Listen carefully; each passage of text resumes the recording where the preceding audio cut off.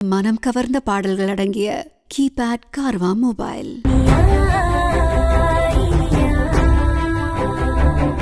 ரீசெண்டா தான் இனியாவும் விக்ரமும் ரொம்ப சந்தோஷமா நிம்மதியா அவங்களுக்கான வாழ்க்கைய வாழ ஆரம்பிச்சிருக்காங்க அப்படின்னு வீட்டுல இருக்கக்கூடிய எல்லாருமே நினைச்சிட்டு இருக்காங்க. அதுக்குள்ள ஒரு ஆக்சிடென்ட் விஷயமா விக்ரமோட கையில அடிபடுது. சுபாஷ் கிட்ட போன்ல பேசிக்கிட்டு இருக்காரு விக்ரம். கூடிய சீக்கிரமா அவ யாரு என்ன அப்படிங்கறத கண்டுபிடிக்கணும், உன்னால முடிஞ்சா பாரு, இல்ல நானே பாத்துக்கிறேன் அப்படின்னு சொல்றாரு. அதுக்கு சுபாஷ், கொஞ்சம் டைம் கொடுங்க சார், அது என்ன ஏது யாரு எவருன்னு நான் பாத்துக்கிறேன் அப்படின்னு தைரியமா சொல்றாரு. எனக்கு இந்த அடிப்பட்ட கைய பார்க்கும் போதெல்லாம் அவன் ஞாபகமா தான் இருக்கு, கூடிய சீக்கிரம் அவனை கண்டுபிடிக்கிற வழிய பாருங்க அப்படின்னு ஸ்ட்ரிக்டா ஆர்டர் பண்றாரு விக்ரம். விக்ரம கூட்டிட்டு ஹாஸ்பிட்டலுக்கு வந்திருக்காங்க இனியா. அதே ஹாஸ்பிட்டலுக்கு விக்ரம் கிட்ட பிரச்சனை பண்ணினவரோட கூட இருந்த பொண்ணு வந்திருக்காங்க ட்ரீட்மெண்ட்டுக்காக. அன்பார்ச்சுனேட்டா அந்த பொண்ணு விக்ரம பாத்துடுறாங்க. விக்ரமும் இனியாவும் வெளியில கிளம்பும் போது நான் விக்ரம கூட்டிட்டு போறேன் அப்படின்னு அடம் பிடிக்கிறாரு நரசிவம். வேணான்னு சொல்லி மறுத்தாலும் என் பையனுக்கு ஒரு பொறுப்புள்ள அப்பாவா நல்லது கெட்டதை நான் பார்க்க கூடாதா அப்படின்னு சின்ன பிரச்சனைய பெருசுப்படுத்துறாரு. இருந்தாலும் நரசிவம் அவரோட மோட்டிவ் தெரிஞ்சுக்கிட்டு இனியா, பரவாயில்ல மாமா, நீங்களே கூட்டிட்டு போயிட்டு வாங்க அப்படின்னு விக்ரம நரசிவத்து கூட அனுப்பி வைக்கிறாரு.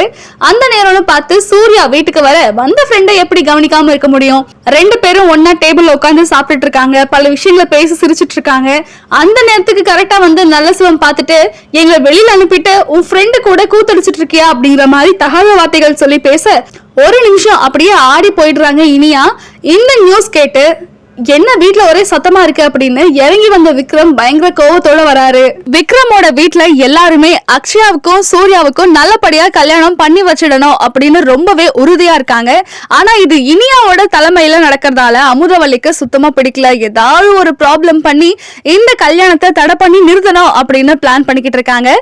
அக்ஷயா சூர்யா இவங்களோட ஜாதகத்தை இனியா கோயில்ல பூசாரி கிட்ட கொடுக்கும் போது அவரு கணிச்சு பார்த்து என்ன சொல்றாருன்னா, இந்த பொண்ணுக்கு கல்யாணமாகி 3 மாத காலமா பிரெக்னெண்டா இருக்கணுமே அப்படின்னு சொல்ல, அதை கேட்ட இனியாவுக்கும் கௌரிக்கும் பயங்கரமான ஷாக்கு. ஆனா பாக்குற நமக்கு தான் தெரியும், என்னடா இது, இவரு ரொம்பவே கரெக்டா சொல்றாரே அப்படின்னு.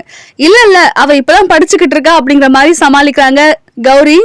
அடுத்ததா இன்னொரு பக்கம் விக்ரம் ட்ரீட்மெண்ட்டுக்காக வந்திருக்க அதே ஹாஸ்பிட்டலுக்கு திரும்பவும் விக்ரமோட இந்த நிலைமைக்கு காரணமானவர் கூட இருந்த அந்த பொண்ணு வந்திருக்காங்க.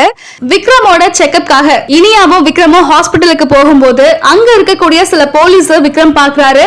என்னாச்சு இங்க, எதுக்காக டியூட்டி இங்க போட்டிருக்காங்க அப்படின்னு கேட்கும்போது அந்த போலீஸ் யார் அட்மிட் ஆயிருக்காங்க, அந்த பெரிய அரசியல்வாதி யாரு, எப்படி இந்த ஆக்சிடென்ட் நடந்தது, இத பத்தி எல்லாம் சொல்லும் போது இது எல்லாமே எங்கேயோ கண்ணால பார்த்த மாதிரியே இருக்கே, அது மட்டும் இல்லாம அந்த பெரிய பிரமுகரை கேள்விப்பட்ட மாதிரியே இருக்கே அப்படின்னு ஷாக் ஆகுறாங்க இனியா. உடனே இங்க இருந்து கிளம்பணும் அப்படின்னு பிளான் பண்றாங்க.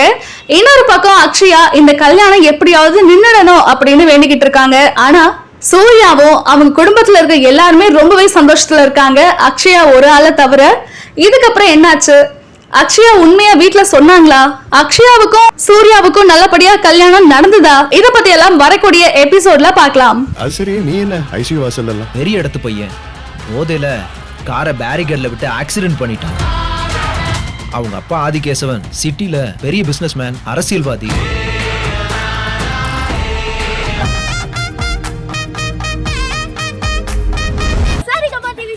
யூடியூப் சேனல்ல லைக் பண்ணுங்க, கமெண்ட் பண்ணுங்க, ஷேர் பண்ணுங்க, சப்ஸ்கிரைப் பண்ணுங்க.